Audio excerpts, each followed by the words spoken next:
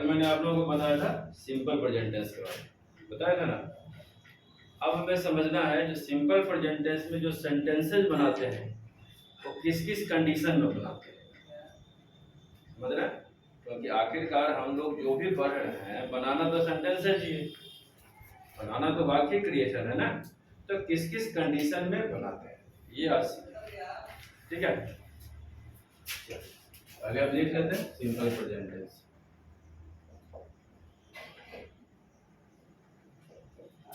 क्या सब बताया था इसके बारे में?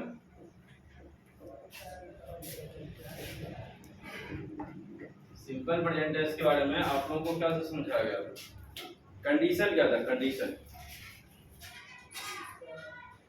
जिस प्रकार वाक्य के द्वारा कुछ काम नहीं होता है उसमें सिंपल प्रेजेंट टेंस में आप लोगों को समझाया था जो काम एक नियमित तौर पे, जैसे हम कोई हैबिचुअल काम करते हैं ना, जिसमें टाइम ड्यूरेशन नहीं होता है। हमेशा देखिएगा सिंपल प्रेजेंट टेंस ऐसा है जो काम होता है, यही बताया गया था। काम होता है, ये बात सही है, वो खाता है, वो खेलता है, वो घूमता है, एक्सेट्रा एक्सेट्रा। लेकिन इसमें क्या होता है, समय का निर्धारण नहीं होता, यानी हम बिल्कुल पंक्चुअल नहीं बता सकते हैं कि ये काम इसी टाइम पे। अगर इस तरह का सेंटेंस जब हमें बनाने की नौबत आती है तो हमेशा हम सिंपल प्रेजेंट टेंस का यूज करें, पहला चीज। दूसरा चीज, एक चीज और भी बताया था, दुनिया के जितने भी सेंटेंसेज है, जैसे इंडिया में जितना भी सेंटेंसेज है उसके दो भाग है, या तो सेंटेंस टेंस के ऊपर डिपेंड होगा या वो सेंटेंस सिंपल सेंटेंसेज होगा जिसमें टेंस का कोई रोल नहीं है। तो पहले हम उसको सीखते हैं जिसमें टेंस का कोई रोल नहीं, ठीक है, वो ज्यादा आसान होगा। तो टेंस का रोल कब होगा? जैसे कि मैंने वर्ब वाला पार्ट में पढ़ा था, वर्ब का मतलब होता है टेकन एक्शन, यानी जब हम कोई एक्शन लेते हैं, जब हम कोई काम करते हैं तभी वर्ब होता है कि नहीं? जब हम कोई काम करते हैं तभी टेंस भी होता है। टेंस का मतलब ही है आपका काम करना, आपका एक्शन लेना, ठीक है। जिसमें सिंपल प्रेजेंट टेंस थोड़ा सा कॉम्प्लिकेटेड है, इधर ध्यान दो। सिंपल प्रेजेंट टेंस थोड़ा सा कॉम्प्लिकेटेड इसलिए है जो इसमें टेंस वाला सेंटेंसेस भी आ जाता है और इसमें सिंपल सेंटेंस वाला भी सेंटेंसेस दोनों ही आ जाता है। जैसे कि मैंने एक एग्जांपल कल के डेट में दिया था, जो वो एक शिक्षक लिखा था ना मैंने, he is a teacher। जब मैं किसी को कहता हूँ वह एक शिक्षक है, तो शिक्षक द्वारा कोई कार्य नहीं होता, किसी भी प्रकार का कोई कार्य शिक्षक द्वारा नहीं हो रहा है। कहने के लिए उनका जो डेजिग्नेशन है, उनका जो भाव है, वो क्या है, एक शिक्षक है, लेकिन अभी शिक्षक कोई काम नहीं कर रहे हैं। जब यही क्लास लेना शुरू करेंगे तब काम होगा, तो हो जाता है इसमें सिंपल प्रेजेंट टेंस। अब ये पढ़ाते हैं, हम लिख सकते हैं ना, he teach किसी को, he teach to someone, ये किसी को पढ़ाते हैं या क्लास में पढ़ाते हैं, ऐसा लिख सकते हैं। जब ये पढ़ाने वाला काम कर रहे हैं तो ये आ गए टेंस के अंदर।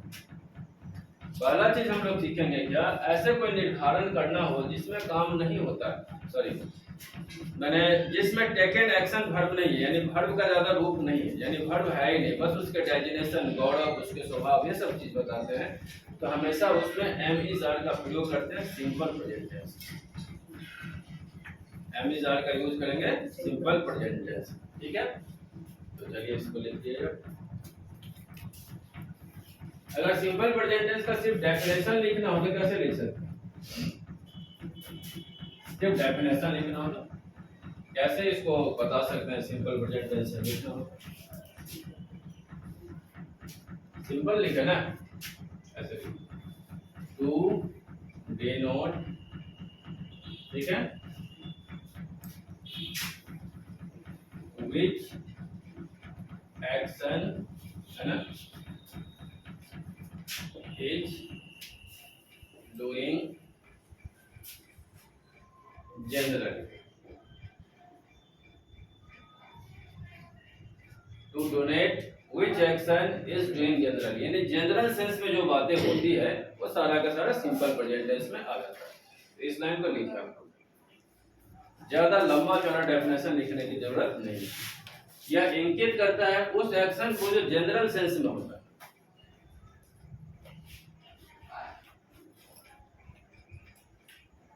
इसको लिखिए।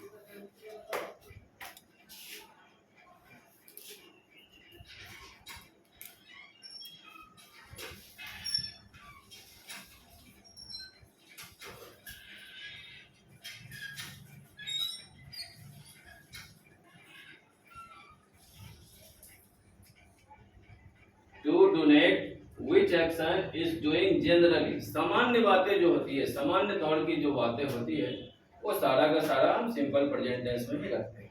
ठीक है, इसको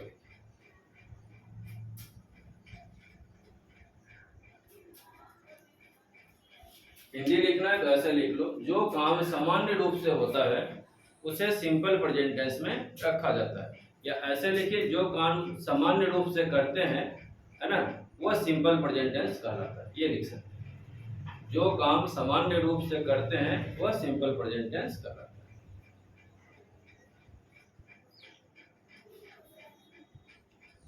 जो काम सामान्य रूप में करते हैं वह सिंपल प्रेजेंट टेंस कहलाता है।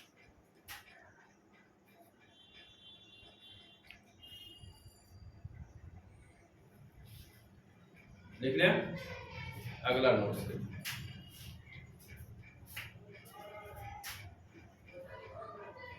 अगला नोट्स है हमारे पास, जो इस टेंस में यानी सिंपल प्रेजेंट टेंस में सिंपल सेंटेंसेस और टेंस दोनों ही तरह का वाक्य आता है। सिंपल प्रेजेंट टेंस में सिंपल सेंटेंसेस और आपके टेंस पे आधारित दोनों ही तरह का वाक्य आएगा। अगला लाइन ये लिखिए आप,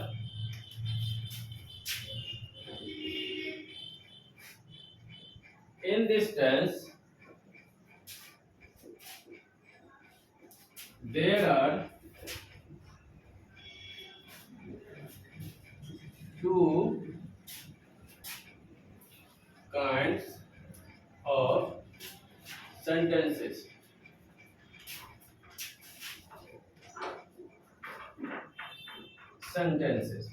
ए है आपका simple sentences,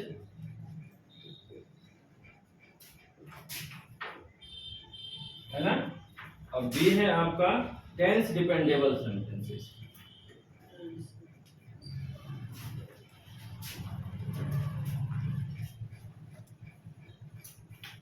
tense dependable sentences,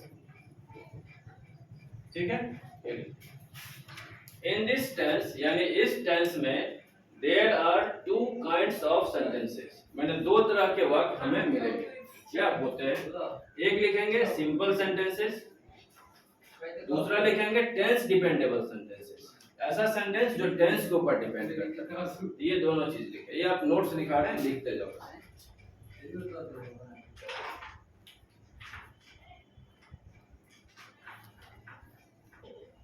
देखो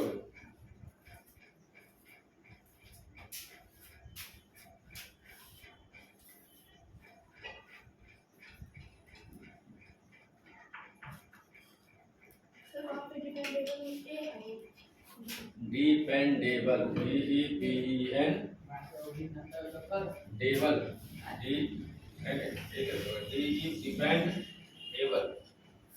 ABL हो गया, ABL करेक्ट।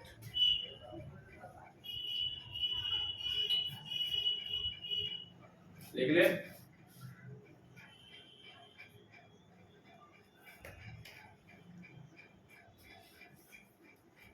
याद रख, समझ गए। अब हम थोड़ी बात करते हैं, now we are talking about simple sentences. इसके बारे में समझ लेते हैं, इसको कैसे लिखना है। अब इसको डिलीट करें।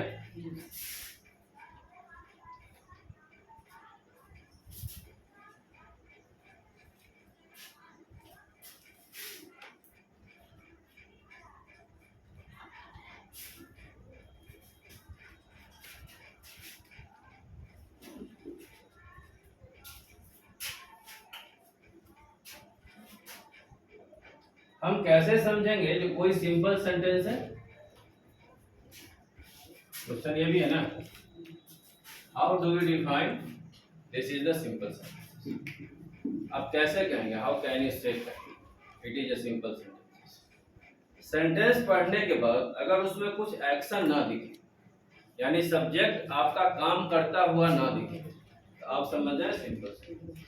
क्या देखेंगे, सेंटेंस पढ़ेंगे और सेंटेंस पढ़ने के बाद हम देखेंगे हमारा जो सब्जेक्ट है ये कोई काम नहीं कर रहा है, हम समझ जाएंगे सिंपल सेंटेंस है। तो सेंटेंस बना क्यों, उसके डेजिनेशन, गौरव या और एक्सेट्रा एक्सेट्रा बहुत सारा चीज, उसकी पर्सनालिटी, ये सब बता रहे हैं। ठीक है, तो सिंपल सेंटेंस का एग्जांपल लिख लें। जैसे एक एग्जांपल है, ही इज ए डॉक्टर। ठीक, और हमें याद रखना है नोट में क्या, जो सिंपल प्रेजेंट टेंस में एम इज आर जो कि हेल्पिंग वर्ब है इसका यूज होता है, तभी तो बोलेंगे कुछ। ही इज ए इंटेलिजेंट हुआ, दे आर माय फादर हुआ, है कि नहीं। तो नोट हम लिखेंगे, द सिंपल प्रेजेंट टेंस में we can use helping verb, है ना। कौन कौन सा, एम, इज और आर, करेक्ट। क्योंकि एम इज आर का यूज आपका कंटिन्यूअस में भी होता है, एम इज आर का यूज आपका कंटिन्यूअस में भी होता है, इसीलिए हमारे पास यहाँ स्पष्ट कहना बहुत जरूरी है। जब सिंपल सेंटेंसेस होगा तो आप एम इज आर का यूज करेंगे और कंफ्यूज नहीं होंगे, समझ गए, क्योंकि ये चीज आगे भी होगा। ठीक है, तो इसको लिख लो नोट में, we can use helping verb am is are in this simple sentences. ऐसे लिख लीजिए, in this simple sentences, am is are in simple sentences.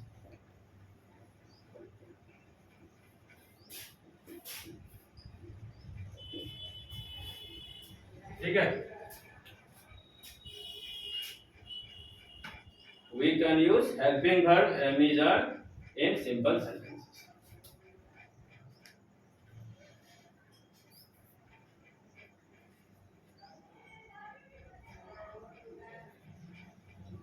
लिख लिया। अब यहाँ पे सिंपल सेंटेंसेस को हम छोड़ देते हैं। ठीक है, पहले लिखो,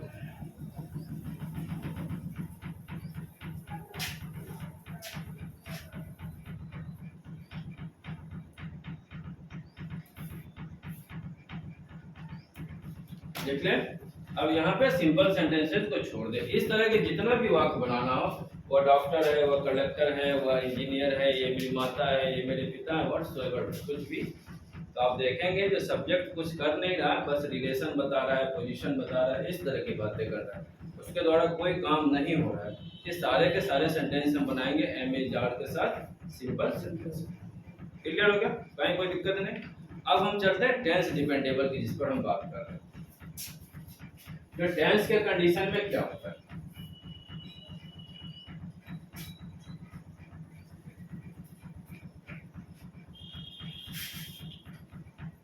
पहला जो इसकी शुरुआत होगा टेंस के सेंस, पहला इसका शुरुआत होगा हैबिचुअल फैक्ट।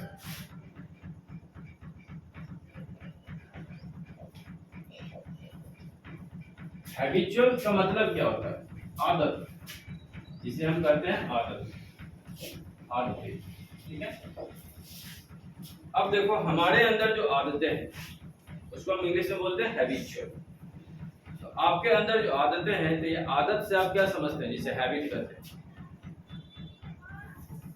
जैसे आपकी क्या आदत है बताओ मुझे, कुछ तो आदत होगी ना, ऐसा इंसान कोई है नहीं जिसकी आदतें ना हो।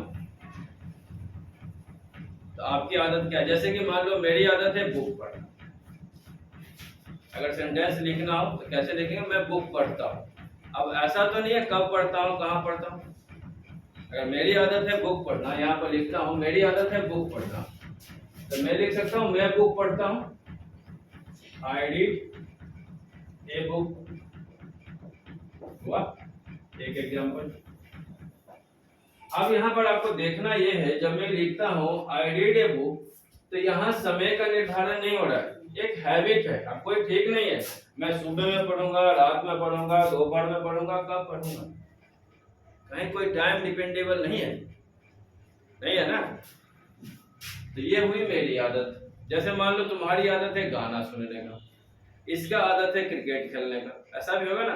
आदत है रोज हम 1 घंटा क्रिकेट खेलते हैं। जैसे राम की आदत है, राम क्या करता है, क्रिकेट खेलता है, ठीक है। तो क्या ट्रांसलेशन होगा, Ram place a cricket, Ram place cricket, सीधा ए क्रिकेट।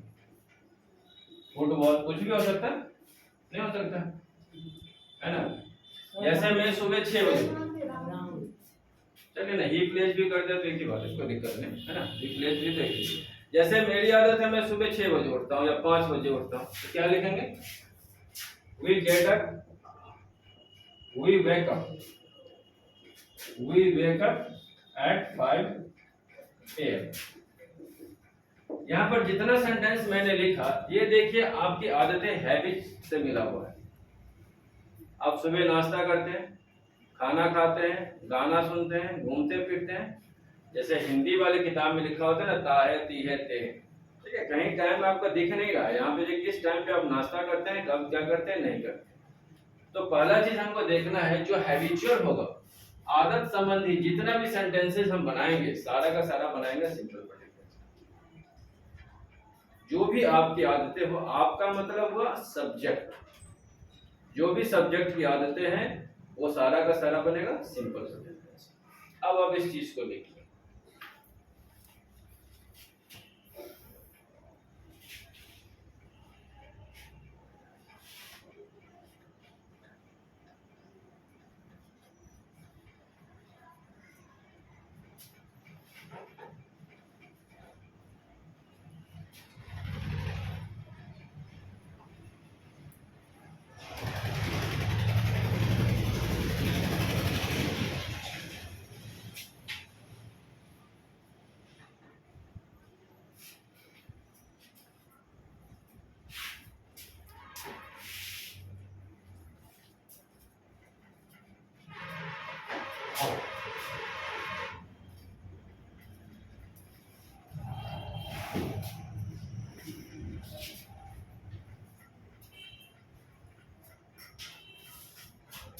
ठीक है।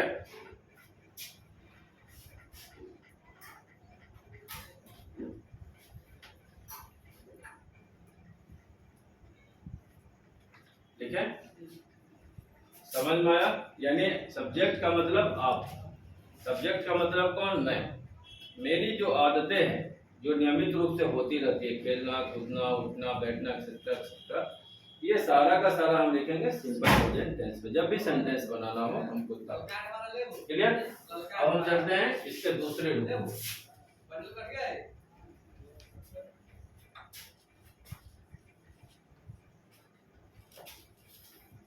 दूसरा है इसका यूनिवर्सल ट्रूथ, दूसरा है यूनिवर्सल ट्रूथ।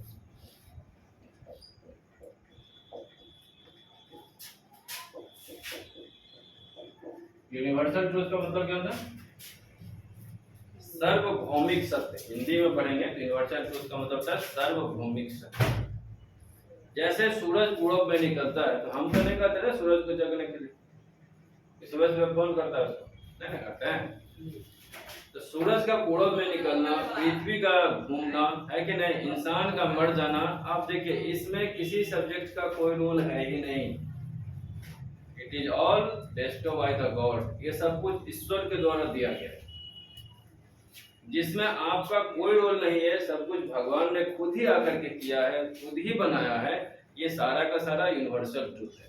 यूनिवर्सल ट्रूथ का मतलब होता है जिसमें कभी कोई परिवर्तन ही ना आ सके। कोई ऐसा दिन बताओ जो सूरज पश्चिम से निकला, सवाल ही नहीं उठता। कोई ऐसा व्यक्ति बताओ जो आज तक मरा ही नहीं, सवाल ही नहीं उठता, क्वेश्चन ही नहीं है। तो जब हम यूनिवर्सल ट्रूथ की बातें करते हैं, तो आप एक चीज जान लीजिए, आपका इसमें कोई रोल है ही नहीं। जो करेंगे ऊपर वाला करेंगे, ईश्वर ने किया है, ईश्वर करेंगे, सीधी सी बात। यानी ह्यूमन का, सब्जेक्ट का, किसी का कहीं कोई रोल नहीं। अगर सूरज पूरब में निकलता है तो भगवान की दया से निकलता है, ऊपर वाले की दया से। यूनिवर्सल ट्रूथ जैसे ही होगा, उसके सारे सेंटेंसेस जो लिखे जाएंगे वो लिखे जाएंगे सिंपल प्रेजेंट टेंस। ठीक है। तो जैसे मान लीजिए हम लिखते हैं सूरज पूरब में निकलता है, तो क्या होगा, the sun rises in the east, rises in the east, सूरज पूरब में निकलता है। ठीक है, और भी लिखें, मैन इज मोर्टल, इंसान क्या है, मरणशील है, मैन इज मोर्टल। इसमें बहुत एग्जाम्पल है, दो एक एग्जाम्पल ही मैं लिखते जाता हूँ, उतना लिखेंगे तो सिर्फ एग्जाम्पल हो जाएगा, है ना। The sun rises in the east, यानी सूरज पूरब में निकलता है, मैन इज मोर्टल। दूसरा स्टेप में हमारे पास जो यूनिवर्सल ट्रूथ के जो भी सेंटेंसेस बनाए जाएंगे वो सारा का सारा बनेगा सिंपल बनेगा। ठीक है, तो मैंने लिखा यूनिवर्सल ट्रूथ। यूनिवर्सल ट्रूथ का मतलब होता है चिरस्थायी, यानी जिसमें कभी कोई परिवर्तन नहीं है। जैसे और भी बहुत सारे चीजें, जैसे मान लीजिए हवा का बहना, है ना, पानी का कुछ अलग माने स्वादहीन होना, बहुत सारे ऐसी चीजें हैं। हमें बस एक चीज ध्यान रखना है, क्या, जो इस वाले काम में मेरा कोई रोल ही नहीं है, जो कुछ किया ऊपर वाले ने किया। तो इस तरह का जो भी सेंटेंसेस आप बनाओगे हमेशा बनाओगे सिंपल। समझ गए बात को। चलिए तीसरे नंबर पे आते हैं। तीसरा नंबर है विज्ञान द्वारा प्रमाणित, या तो उसको बोलेंगे approved by science, approved by science, या इसको बोलते हैं scientific fact. Scientific fact, scientific fact का मतलब क्या होगा, साइंटिफिक फैक्ट का मतलब है विज्ञान जिसको प्रमाणित कर चुका है। क्या होगा, विज्ञान यानी हमारी जो साइंस है, हमारे जो वैज्ञानिक लोग हैं, जिसको प्रमाणित कर चुका है, वही आपका साइंटिफिक फैक्ट है। जैसे कुछ उदाहरण बताइए। जैसे हम कहते हैं कैंसर खतरनाक बीमारी है, लिखते हैं cancer is the dangerous disease, नहीं लिखते हैं। जैसे मान लीजिए हम लोगों ने लिखा है 2 + 2 = 4, यानी 2 और 2 मिलकर के 4 बन जाते हैं। हमने तो नहीं किया, ये तो पहले से निर्धारित हो क्या रहा है कि नहीं। तो जो भी चीजें विज्ञान के द्वारा प्रमाणित है कि नहीं। जैसे विज्ञान कहती है जो एक इंसान 25 सेंटीमीटर की दूरी से देख सकता है, पढ़ने के टाइम में से 25 सेंटीमीटर की दूरी से देखना चाहिए, ये विज्ञान से प्रमाणित है। जितना भी मेडिसिन है सब विज्ञान से प्रमाणित है कि नहीं। तो हमको देखना है जहाँ पे हमारी साइंस या टेक्नोलॉजी जिसको अप्रूव कर देती है, उसके जो भी सेंटेंसेस बनाएंगे वो हमेशा सिंपल प्रेजेंट टेंस में होगा। समझ रहे बात को। चलिए कुछ और लिखते हैं।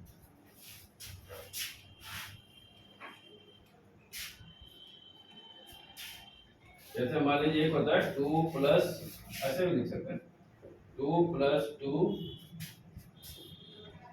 = 4, यानी 2 और 2 मिलकर के 4 बन जाते हैं, है ना। ऐसे भी लिख सकते हैं कैंसर इज डेंजरस डिजीज,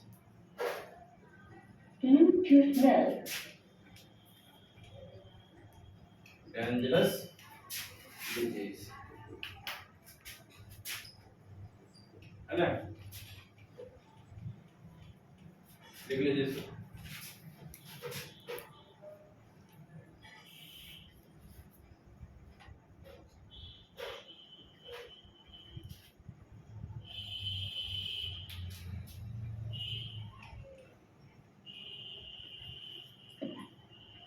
ये आपके नोट्स में जब भी सेंटेंस बनाएंगे ना तो आप इसी आधार पर बनाएंगे।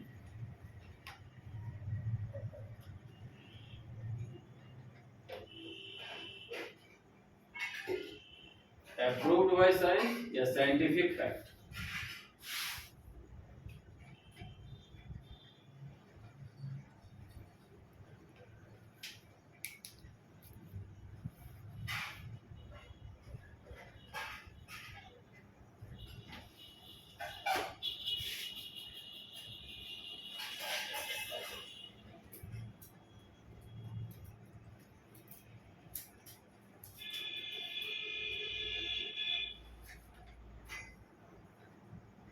लिखा है पहला है 2 + 2 = 4, यानी 2 2 मिलके 4 बन जाते हैं। Cancer is a dangerous disease, science कहती है जो कैंसर बहुत ही खतरनाक बीमारी है ना। 2 एग्जांपल काफी है। चलिए नेक्स्ट।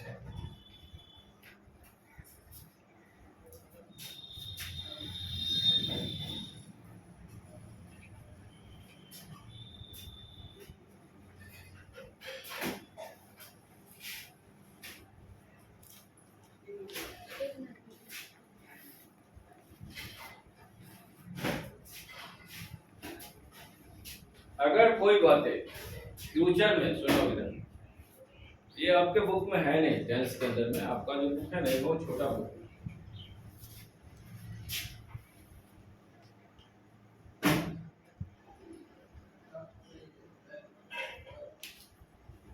थोड़ा बहुत दिया इसमें, नहीं तो बड़ा क्या हो रहा है, वो लिख नहीं पा रही है।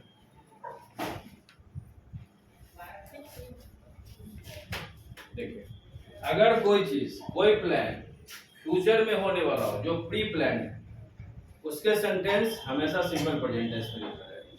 जैसे मान लीजिए हम कहते हैं जो यूएस का प्रेसिडेंट अगले महीने इंडिया आएंगे, यूएस का प्रेसिडेंट अगर अगला महीना इंडिया आएगा तो ये प्री प्लान हुआ कि नहीं। जैसे हम कहते हैं अगले महीने नीतीश कुमार सर हमारे बेनीपट्टी आएंगे, है कि नहीं, तो प्री प्लान हुआ कि नहीं।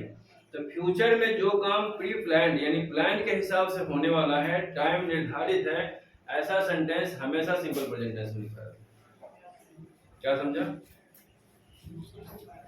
जैसे मैं कल पटना जाऊंगा, है ना, तो कल पटना जाऊंगा, जैसे टुमारो का सेंस होगा तो विल का यूज नहीं करेंगे।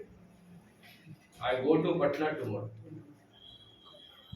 सिंपल सी बात है, अगर कोई चीज भविष्य में बिल्कुल निर्धारित है, डिटरमाइंड है, तो ये काम होना ही है। जैसे मान लीजिए भैया अगले महीने गाड़ी खरीदेंगे, है कि नहीं, तो भैया जी 22 का मतलब खरीदना, ए बाइक नेक्स्ट मंथ, हो गया। हम इसमें विल और शैल लगाने का गलती नहीं करेंगे। हमें मालूम होना चाहिए अगर फ्यूचर में प्री प्लान्ड कोई काम हो रहा है तो हमेशा सिंपल प्रेजेंट टेंस में लिखा जाए। ठीक है, इस चीज को लिखें। तीसरा होगा कि चौथा नंबर, चौथा। If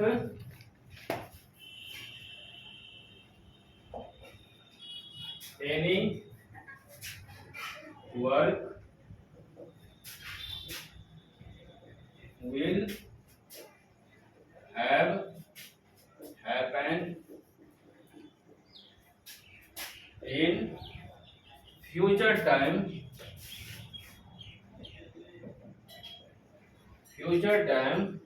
with pre-plan,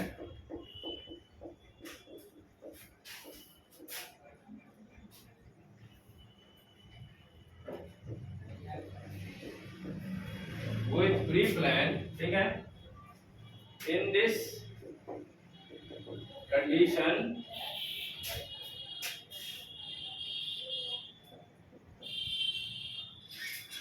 to use simple present tense, जिससे बने होगा that कर सकते हैं, in that condition, तो ज्यादा हो गया। In that condition to use simple present tense, ठीक है। इफ एनी वर्क, कोई भी काम, विल हैव हैपेंड का मतलब हुआ फ्यूचर में होने वाला है, ये हम आगे पढ़ेंगे। विल हैव हैपेंड का मतलब हुआ फ्यूचर में होने वाला है। इन फ्यूचर यानी भविष्य में होने वाला है, विद प्री प्लान मैंने बिल्कुल नियम के आधारित, यानी जो हमने प्लान बनाया है उसके आधारित। इन दैट कंडीशन, ऐसी स्थिति में टू यूज हम लोग उपयोग करेंगे सिंपल प्रेजेंट टेंस। साधारण सी बात है।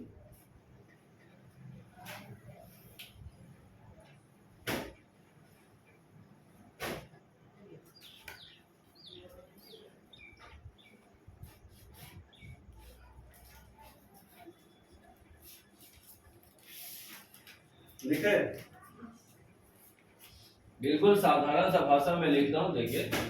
इफ एनी वर्क, कोई भी काम, विल हैव हैपेंड अगर होगा, इन फ्यूचर अगर भविष्य में, विद प्री प्लान यानी पहले से हमने प्लान करके रखा हुआ है, ये काम इस टाइम हमें करना है। इन दैट कंडीशन, उस स्थिति में टू यूज आप उपयोग करेंगे सिंपल प्रेजेंट। क्लियर? जैसे एग्जांपल लिख लेते हैं इसका। यूएस प्रेसिडेंट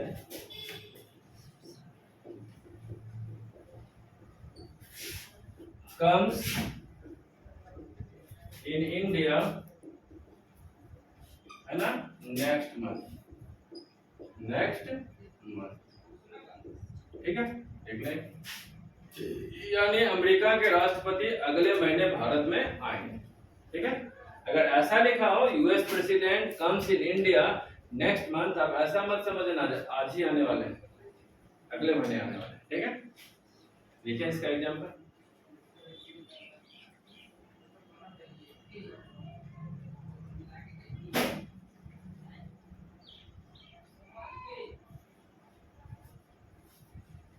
चलिए एक और एग्जांपल लिख लें। राम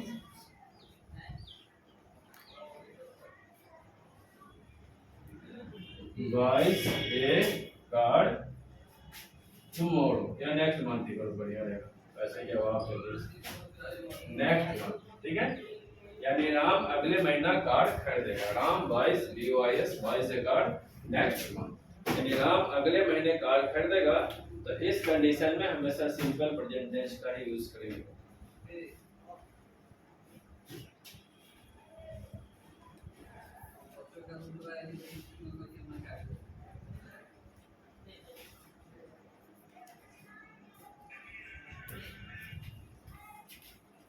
ठीक है, अगला लिखते हैं।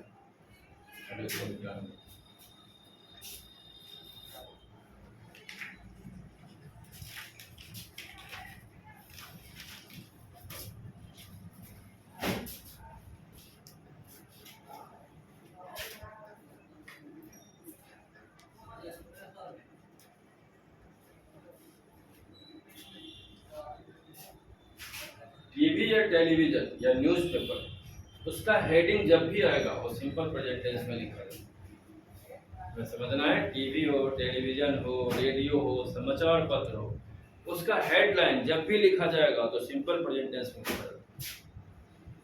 ठीक है, लिख लें इसको। तो पांचवा नंबर हुआ ना, टीवी, इसके बाद रेडियो, है ना, हेडलाइंस ऑफ न्यूज़पेपर,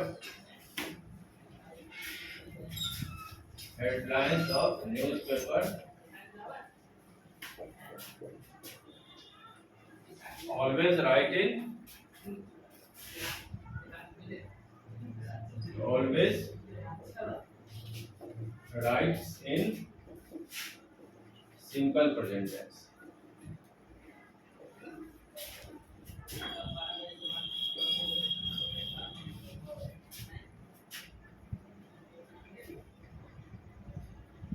टीवी का, रेडियो का, हेडलाइन का, कमेंट्री का, न्यूज़पेपर का, जो भी हेडलाइन लिखा जाता है वो लिखा जाता है सिंपल प्रेजेंट टेंस।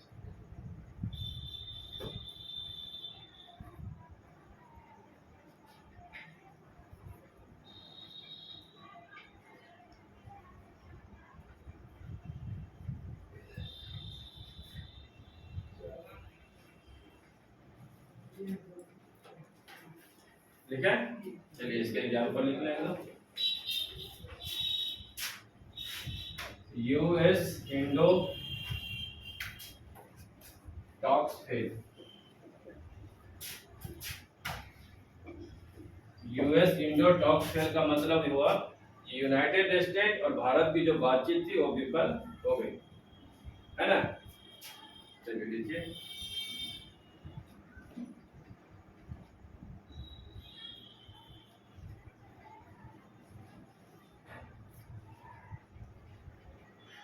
जैसे मान लो मॉर्निंग में मैच होने वाला है ना, तो लिख सकते हैं क्रिकेट मैच, है ना, स्टार्ट्स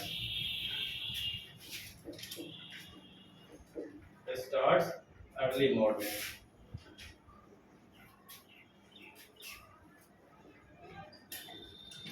यानी सुबह सुबह क्रिकेट मैच शुरुआत होने वाला है। ठीक है,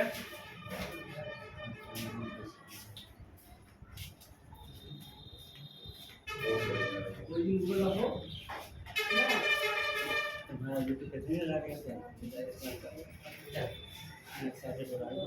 ठीक है।